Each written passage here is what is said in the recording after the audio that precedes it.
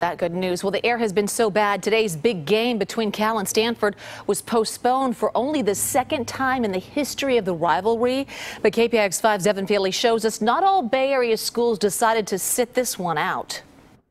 San Jose State canceled classes and shut their campus down on Thursday and Friday of this week, citing health concerns, and yet today are doing the very thing the doctors have warned us against all week long, exercising outdoors and allowing their final football game to go on as scheduled. This was Spartan Stadium 2 hours before kickoff. San Jose's skyline barely visible in the distance through a dense, smoky haze. The air quality index before game time, 182, on the upper limits of the unhealthy range. I just assumed that the school would make the best decision with the health of the boys in mind. And I'm here today, and it is smoky.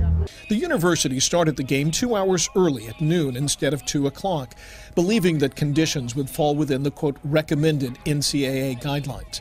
Parents expressed a mix of surprise and concern about the decision not to postpone the game.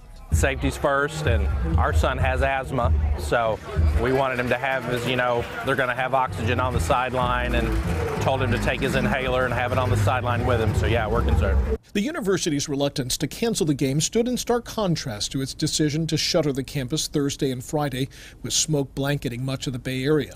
At nearby Sacred Heart Community Center, air quality forced their annual Thanksgiving food drive indoors. The air is really smoky right now, and typically we have volunteers out sorting the produce in our parking lot, but because of the air quality, we want to make sure everybody stays safe.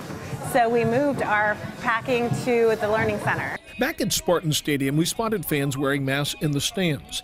But on the field, the players had no choice but to breathe in all that bad air. The university had extra oxygen available on the sidelines for players and say that they were monitoring the weather conditions and air quality throughout the game.